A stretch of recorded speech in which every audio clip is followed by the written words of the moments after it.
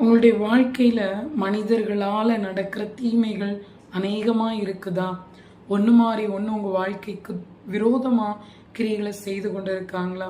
சங்கீதம் 37 என்ன தெரியுமா சொல்லுது? தாவீது சொல்றார், அந்த துன்மார்க்கருடைய செயல்களை பார்த்து பார்த்து அவர் மனது துவண்டு போகுது.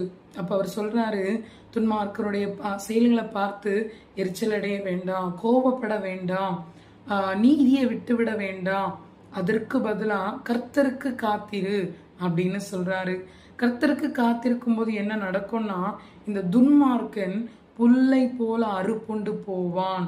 அவன் எவ்வளவுதான் வளர்ந்து ஒரு பெரிய மரத்தை போல செழிப்பா இருந்தாலும் அவன் இல்லாமலே போவான்னு சங்கீதத்துல தாவீது எழுதி வைத்திருக்கிறார்.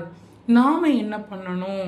துன்மார்க்கர்கள் தீமை செய்யும் போது அதை சரி செய்வதற்கோ அதுல இருந்து நம்மளை தப்பித்து கொள்வதற்கோ முயலாம கர்த்தரிடத்துல மனமகிழ்ச்சியா இருந்து கர்த்தருக்கே காத்திருக்கும் போது, நம்மளுடைய காத்திருப்பின் நாட்கள் நிறைவு பெறும்போது துன்மார்க்கன் ஒருவனும் நமக்கு முன்பதாக நிற்க முடியாதபடி அவன் சிதறப்பட்டு போயிடுவான்.